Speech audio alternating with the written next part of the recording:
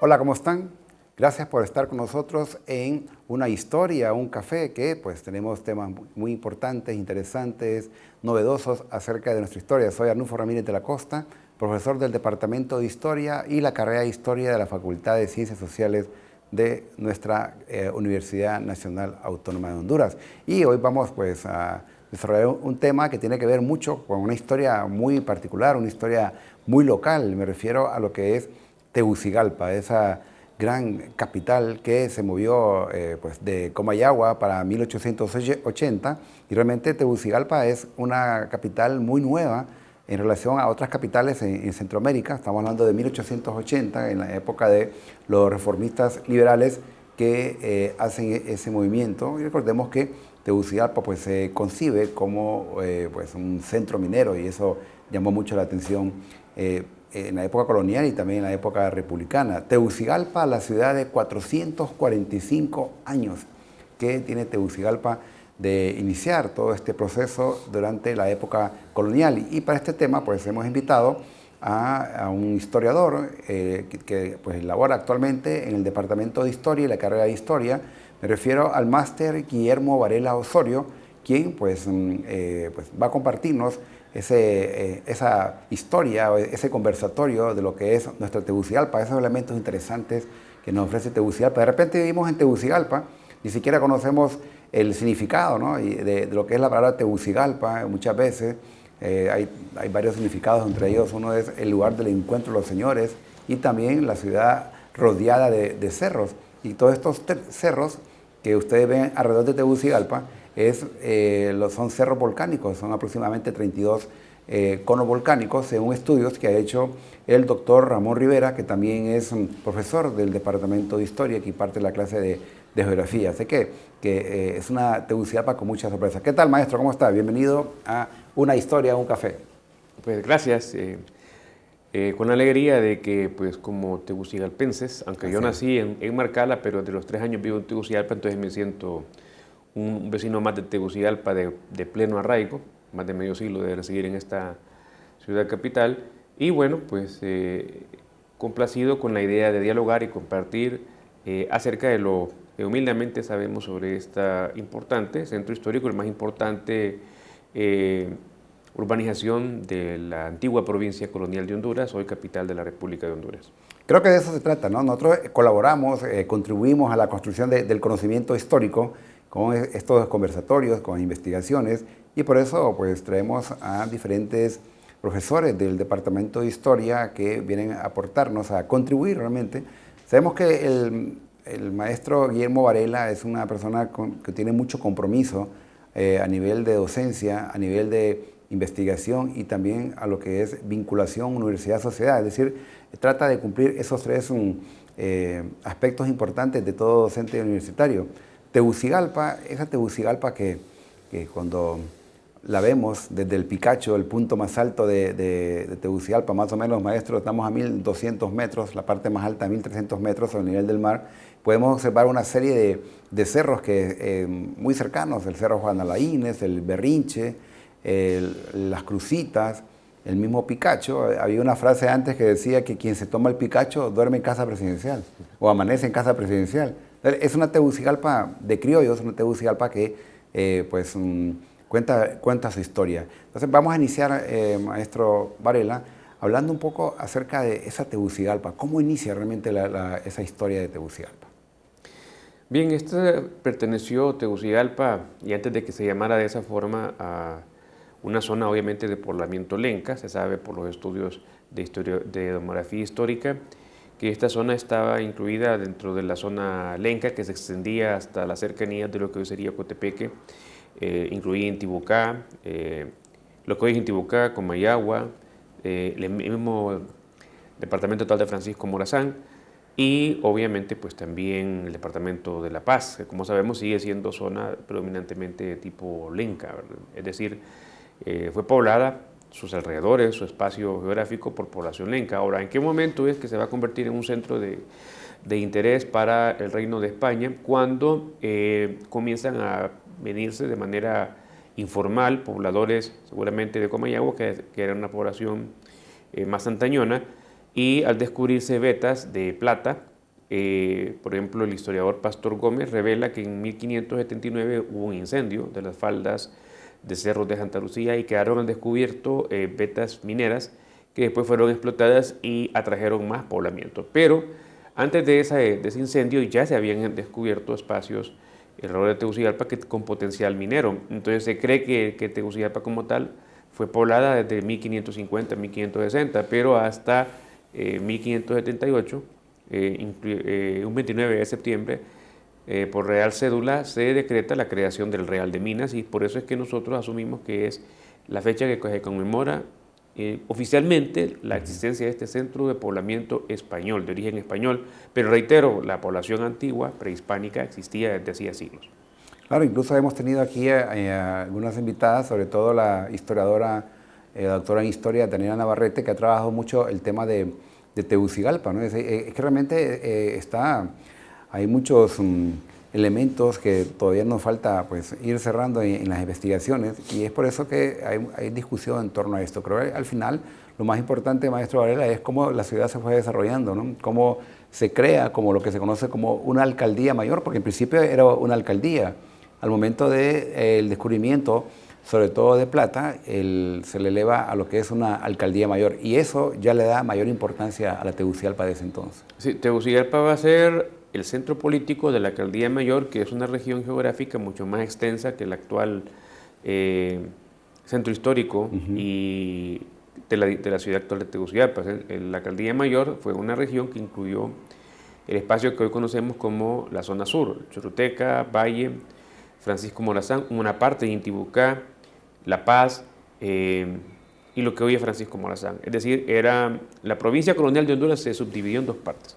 La gobernación de Comayagua, que era la mayor parte de la zona centro-norte, y la zona central y sur, que era la alcaldía mayor de Tegucigalpa. Entonces, el Real de Minas, en principio, y luego la alcaldía, como centro de la alcaldía mayor de Tegucigalpa, es la región que gobierna el espacio donde se dio una economía predominantemente de tipo minera, pero que complementaria a ella también se estimuló el desarrollo de un gran comercio que había con Guatemala, también contrabando con los poblamientos que después subieron de Inglaterra en la zona nororiental del país, que no fueron del todo dominadas por España, y también el estímulo de una actividad agroganadera que tenía que ver con, en la medida que se pobló la zona, hubo necesidades de comestibles, de productos derivados de la ganadería, incluso una industria salinera que tuvo auge en el Golfo de Fonseca porque se ocupaba la sal también para desbrozar los metales preciosos. Es importante lo que usted acaba de aclarar, ¿no? Que no es la Tegucigalpa de hoy día, sino que es toda esa amplitud. Es una región. Es una región, exactamente. Y ¿no? el centro donde estaba el asiento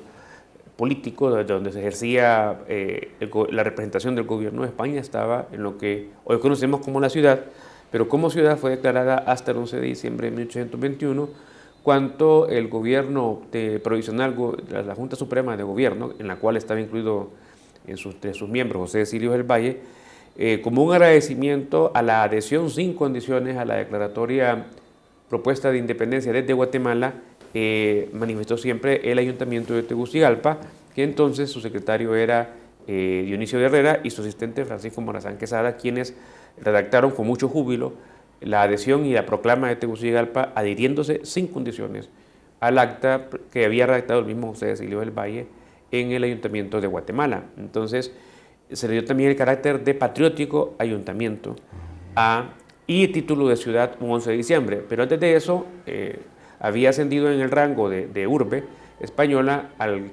cuando era capitán general de la Audiencia de Guatemala, el presidente de la Audiencia, Alonso de Heredia, y por eso se le dio el título de Villa de San Miguel de Heredia de Tegucigalpa en 1762, porque estaba aportándole notables fondos al Tesoro Real, sobre todo porque entre 1720 y 1780 los historiadores coinciden en que fue un ciclo de oro, donde se dieron un gran auge de la construcción, la restauración y reconstrucción de la actual catedral, que entonces era parroquia de San Miguel, y de otros edificios, como por ejemplo la iglesia de San Francisco fue reconstruida por uno de los obispos, Fray Antonio López de Guadalupe y Portillo, un mexicano, que a él se le debe la actual fachada, por ejemplo, de la iglesia de San Francisco.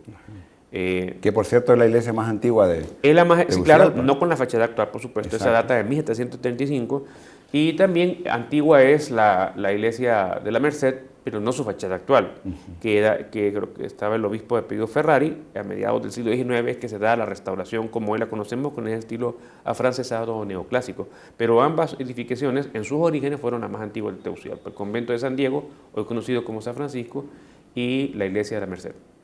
Y hay que notar también que el fundador de nuestra universidad, el padre José Trinidad Reyes, pues él prácticamente la iglesia de la Merced fue como su centro o su parroquia, ¿no? Exacto. Y interesante que en la Tegucigalpa de esa época pues hubo una erupción de un volcán y aquí llegaron una serie de cenizas, hubieron una semana, se mantuvo gris y la gente con poco conocimiento, la gente decía que era el fin del mundo. Entonces se relata que mucha gente iba a la iglesia a confesarse porque iba a ser el fin del mundo. Finalmente el padre Reyes les dijo que lo que estaba pasando era que había habido una erupción y que las cenizas habían llegado hasta todo el Caribe, Jamaica y también a Centroamérica.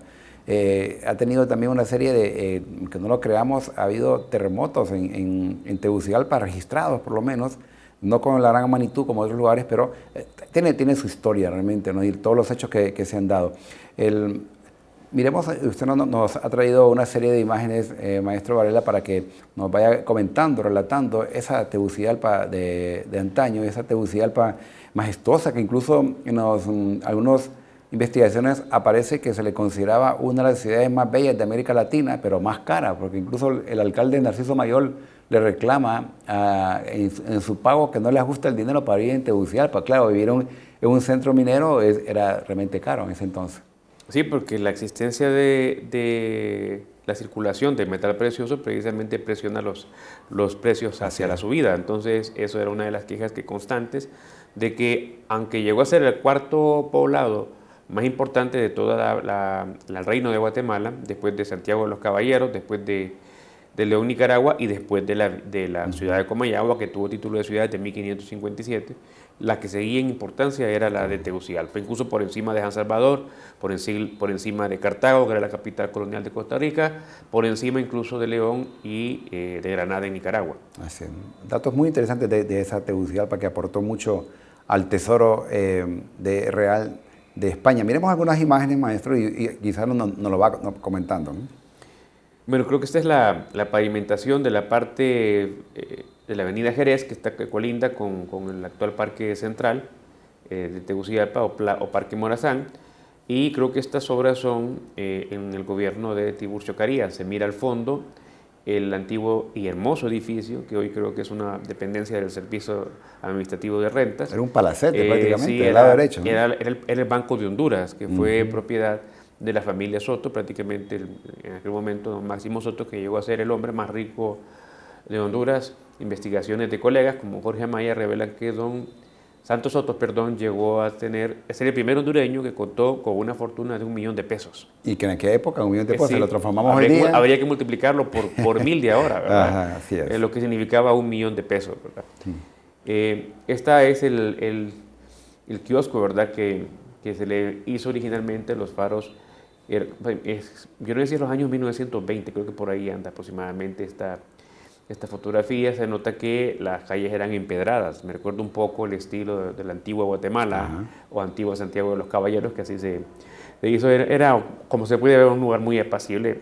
Yo creo que tendría más población hoy en día Valle de Ángeles que la Tegucigalpa de aquel entonces. En 1920, nos dicen las investigaciones del colega Omar Valladares, había llegado a 18,000. O sea que es una ciudad que estaba ascendiendo. Cuando décadas atrás, Comayagua, que perdió el título de capital en 1880, más bien no pasaba de 2,000 habitantes. Comayagua fue castigada después de haber sido la ciudad con mayor auge urbano por cataclismos, terremotos que usted mencionó, que fueron objeto de su furia. Es que la decadencia de Comayagua realmente comienza en 1827, cuando la ciudad es quemada precisamente por las tropas federales que querían encarcelar y doblegar la voluntad opositora a la dictadura de Manuel Arce, primer presidente federal, y las autoridades de Honduras, que tenían en aquel momento su sede en Comayagua, estaban dirigidas por el liderazgo patriota y liberal de Dionisio Guerrero y de Francisco Morazán. Entonces la ciudad fue doblegada, fue quemada, aparte de que vino después una epidemia de cólera en 1837, y estos cataclismos naturales generaron que la población fuera menguando, se fuera de la ciudad, y cuando Tegucigalpa declarada la capital, Comayagua apenas tenía 2.000 habitantes, después de que llegó a tener en su momento más importante 8.000 al momento de la independencia, que en ese momento era casi la misma población que Tegucigalpa. Así es. Bien, viendo estas imágenes, digamos, el Parque Central, bueno, aquí prácticamente está en plena construcción. Y aquí se puede ver, maestro Varela, el tipo de arquitectura que había en la época, ¿no? Sí, a la derecha vemos el almacén, que fue una tienda por departamentos en aquel momento, se llamaba La Samaritana, que creo que también era propiedad de la familia Soto. Y si no me equivoco, esta obra fue, permítame ver, el mismo que hizo, pero el Banco de Honduras fue obra de Augusto Brechani, y creo que también esta obra lo es del mismo arquitecto, si no estoy equivocado, aunque yo no soy experto en historia de arquitectura, como lo maneja nuestra muy buena amiga y colega Daniela Navarrete, ¿verdad? Son edificios hermosos que le daban un toque de modernidad en aquel momento a la capital. Creo que es de los años 1930, un vehículo que se mira al fondo nos da la idea de la época. Y sí, al fondo donde dice, creo que dice algo de París, la época de París, creo que dice, ahí es donde hoy en día están las instalaciones del Banco Atlántida. Entonces era una Tegucigalpa que comenzaba a tener ya servicios de energía eléctrica, ya había agua potable, alcantarillado, ya había cines.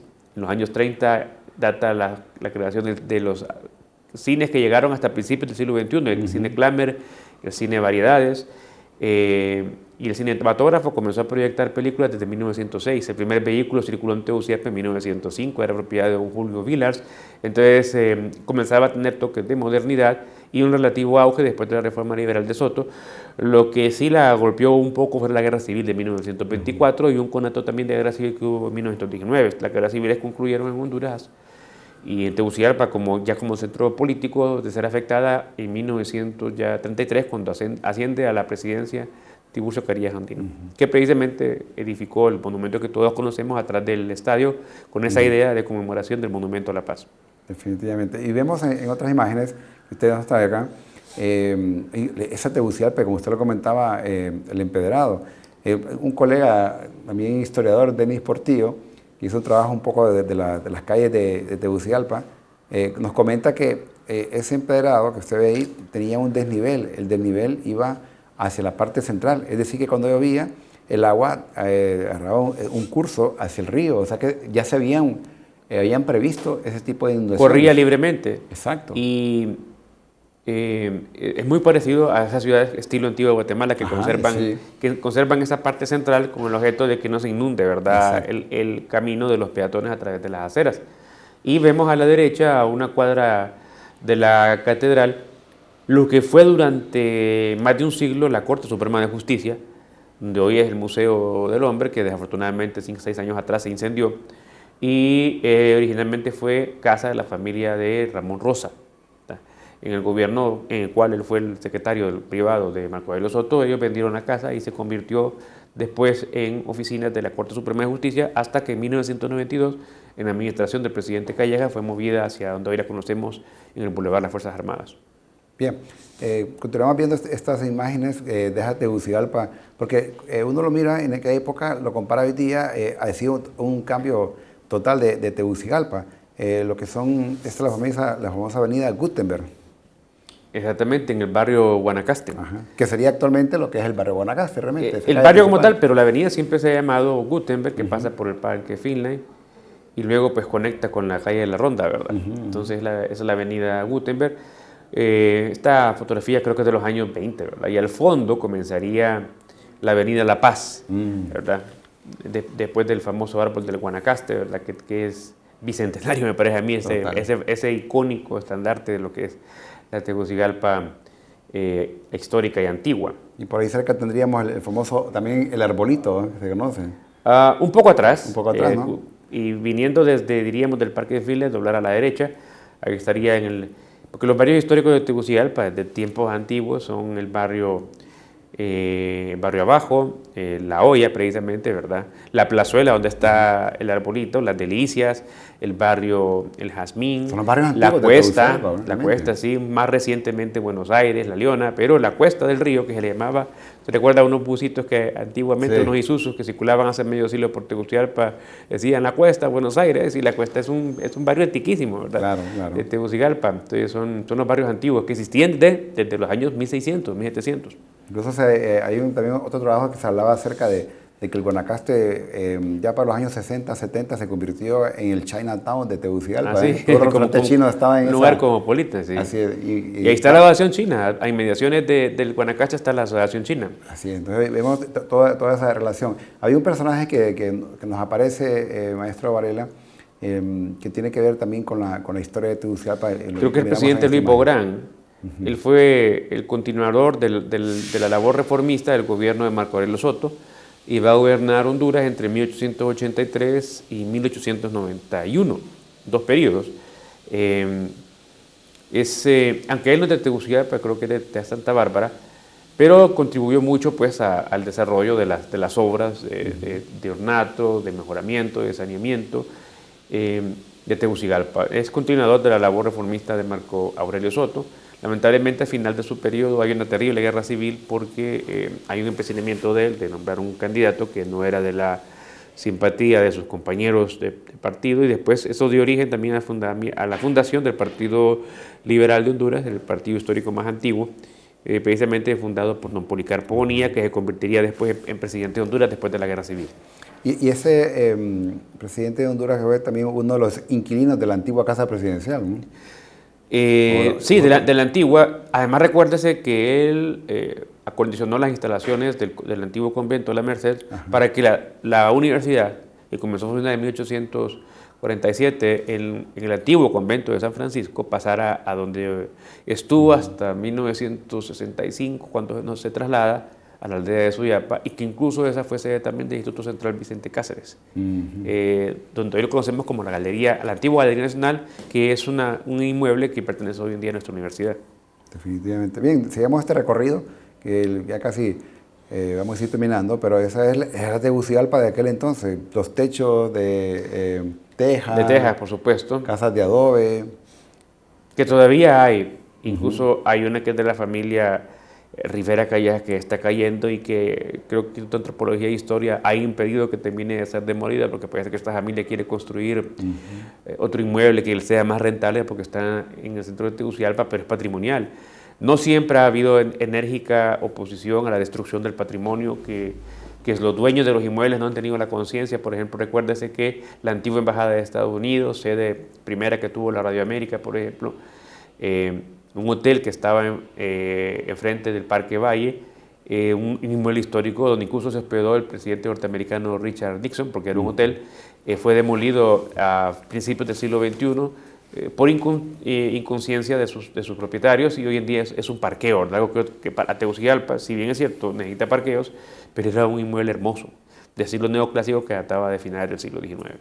Vemos esa Tegucigalpa de aquel entonces, el toque italiano, porque Augusto Bressani lleva a cabo una serie de obras, ¿no? Aparte de casas particulares. La Casa Presidencial Antigua, el Palacio de Comunicaciones, el Palacio Episcopal, entre otros. Y otro italiano, más antes que él, Emilio Montesi, hizo el edificio que hoy alberga el Museo para la Identidad Nacional, y que en aquel momento fue el Hospital General, que luego se trasladó, donde hoy lo conocemos con el nombre de Hospital San Felipe. Ellos aportaron ciertas técnicas de construcción y como elemento decorativo característico que está cerca en canteras próximas a Tegucigalpa, la piedra rosada, y la piedra de cantera, que lo vemos en el Palacio Episcopal.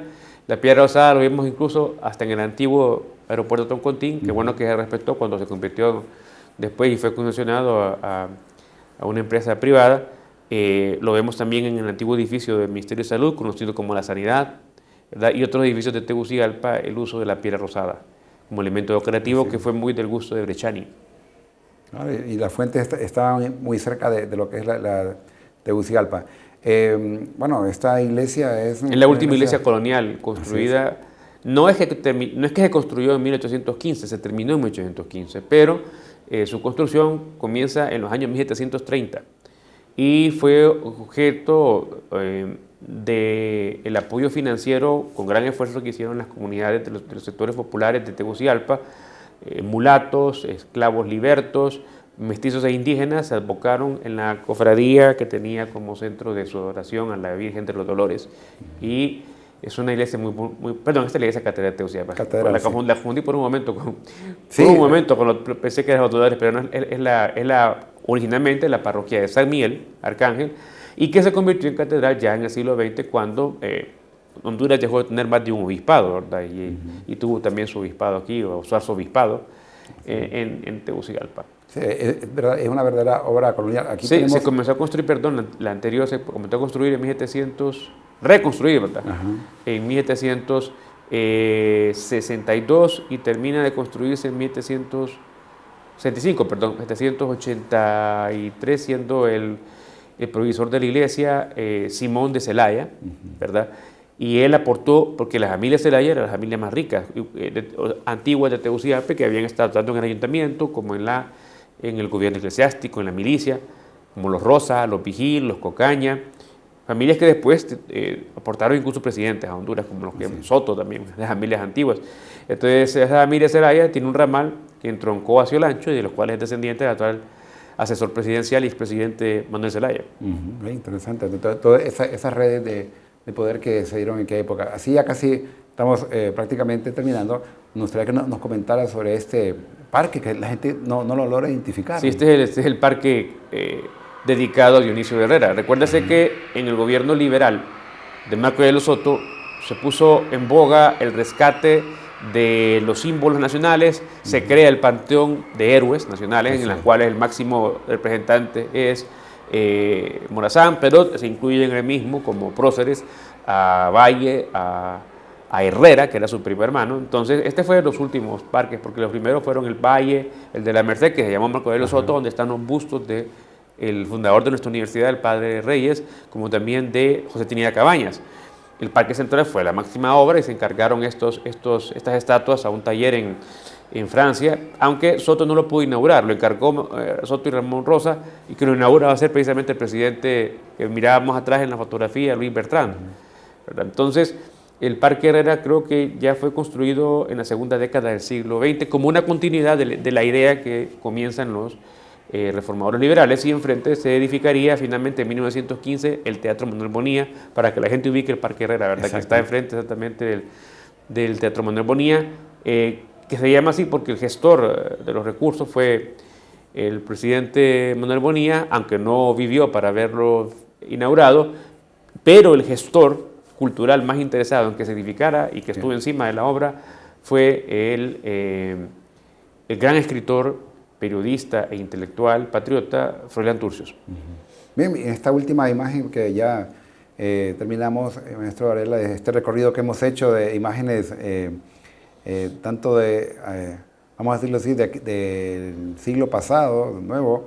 Aquí tenemos un lugar que de repente... Emblemático, es histórico. Y los jóvenes de hoy miran esa imagen del lado derecho y no saben ni siquiera dónde... Ahí estuvo la antigua casa presidencial, que era de 2 plantas, estilo neoclásico, y también estuvo el mismo Congreso, pero en el gobierno del presidente Juan Manuel Gálvez se mandó a construir con este estilo que nuestra colega historiadora Daniela Navarrete lo caracteriza como el estilo modernista, que se caracterizaba por el uso de concreto armado, grandes ventanales, superficies planas, lisas, no tan ornamentadas como antiguamente. Ese es el estilo que también se va a replicar en el edificio de Banadesa, en el edificio del Seguro Social, en el edificio que está a la par del antiguo Banco Central, que ahora es la Cancillería. Es un estilo que data a partir del gobierno de Juan Manuel Gálvez y que se conoce con el nombre de modernismo. Y al lado izquierdo mirábamos el estilo neoclásico francesado, que data de mediados del siglo XIX, de la iglesia y el convento La Merced. Bien, realmente ha sido un recorrido muy interesante acerca de esa Tegucigalpa, que está cumpliendo 445 años. Maestro Guillermo Varela, le agradecemos esa contribución en este conversatorio, hablando de esa gran Tegucigalpa, esa capital que aquí vivimos, aquí nacemos y aquí pues vamos a quedarnos. Muchas gracias. La orden. Agradecemos en nombre del canal universitario del programa una historia, un café, y a ustedes también para que nos sigan en nuestras redes. siempre para dar a conocer nuevos temas. Y igual también pueden hacer sus preguntas, que con gusto las vamos a responder. Gracias por tomarse el tiempo. Nos vemos en el siguiente programa de Una Historia, un Café. Soy Arnulfo Ramírez de la Costa. Que tengan un feliz día. Hasta pronto.